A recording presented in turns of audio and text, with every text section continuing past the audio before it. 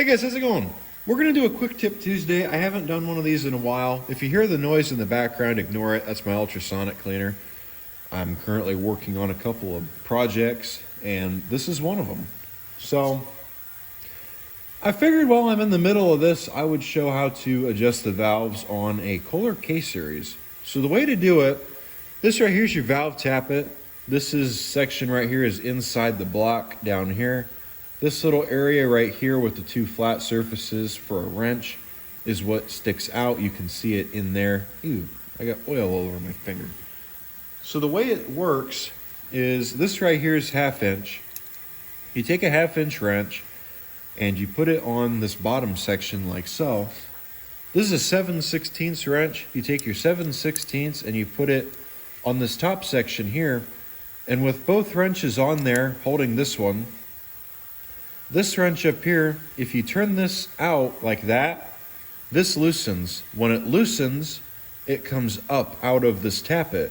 When you go to tighten it, you know, like how you would normally tighten a bolt, it sucks into the tappet, opening the gap up here in between here and the valve. So right there's where your feeler gauge goes in between. And so like I said, you just take that, put it on, take this, put it on, turn it. Now this applies to the K241, K301, K321, this engine, and the K341 Kohlers. I believe it applies to the bigger Kohlers, I'm not sure. I know on the K181s, also known as the 8 horses, you have to grind down the valve stems on them. But you take your valves, you take your feeler gauge. Intake is 8, exhaust is 18. So we have 20 right now because I was doing the points on this. So we want to take our feeler gauge and we want to find, oh look at that, right in front of my face. 8 thousandths, we'll slide it in. And if it slides through, nice and easy, then you want a little bit of drag on it, but if it slides through, you're good.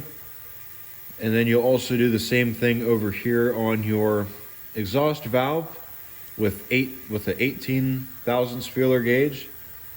Now the way that I like to do it is I like to have one of the valves open while the other valve is closed. I think in my opinion that makes it a lot easier. Some people have different ways of doing it. So for example, if I want to adjust the exhaust valve, I would have the intake valve open.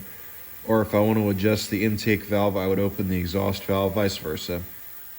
And then the way to get to this, you take the carb off, you take your governor arm off, and on the 100 series, such as 110, 112, 120, 140, 110 if you have a K241 on it, there's a little arm that goes right here for the throttle linkage. You take that little arm off, take your governor arm off, take your carb off, take the cover off that goes here for the valve, for the breather, and you're right there. That's how you get to that.